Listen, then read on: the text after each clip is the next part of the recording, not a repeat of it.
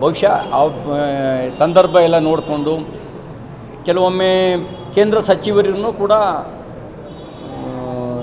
ನಿರ್ಬಂಧ ಹಾಕತ್ತೆ.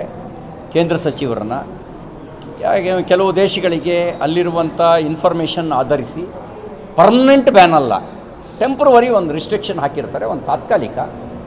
ಅದನ್ನು ನೆಗೆಟಿವ್ ಆಗಿ ಯೋಚನೆ ಮಾಡಬಾರ್ದು. ಈಗ ಜಾಗತಿಕವಾಗಿರುವಂಥ ಪರಿಸ್ಥಿತಿನ ಆಧರಿಸಿ, ಇಂಟೆಲಿಜೆನ್ಸ್ ರಿಪೋರ್ಟ್ ಆಧರಿಸಿ ಕೆಲವು ನಿರ್ಣಯವನ್ನು ತಗೊಂಡಿರುತ್ತೆ. ಯಾವ ಕಾರಣ ಏನು ಅಂತ ಗೊತ್ತಿಲ್ಲ. ಇದು ಸ್ವಾಭಾವಿಕವಾಗಿ ಆಗಿರೋದು. ಆಡಳಿತ ಪಕ್ಷಕ್ಕೂ ಆಗುತ್ತೆ, ವಿರೋಧ ಪಕ್ಷಕ್ಕೂ ಆಗುತ್ತೆ, ಎಲ್ರಿಗೂ ಆಗುತ್ತೆ. ಕೇಂದ್ರದ ಸಚಿವರನ್ನು ಕೆಲವು ಕಡೆ ಹೋಗಬಾರ್ದು ಅಂತ ಹೇಳುತ್ತೆ. ಸಾಮಾನ್ಯ ನಾಗರಿಕರನ್ನು ಕೂಡ ಕೆಲವು ಸಂದರ್ಭದಲ್ಲಿ ಭೇಟಿಯನ್ನು ನಿಯಂತ್ರಿಸಬೇಕು ಅಂಥೇಳಿ ಹೇಳುತ್ತೆ.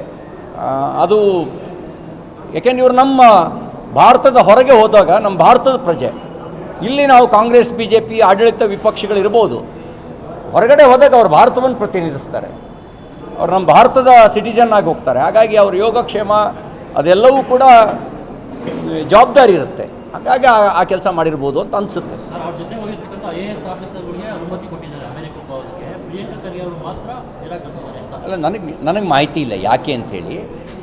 ಬಹುಶಃ ಅವ್ರ ಬಗ್ಗೆನ ಹೆಚ್ಚಿನ ಕಾಳಜಿ ಕಾರಣ ಇರ್ಬೋದು.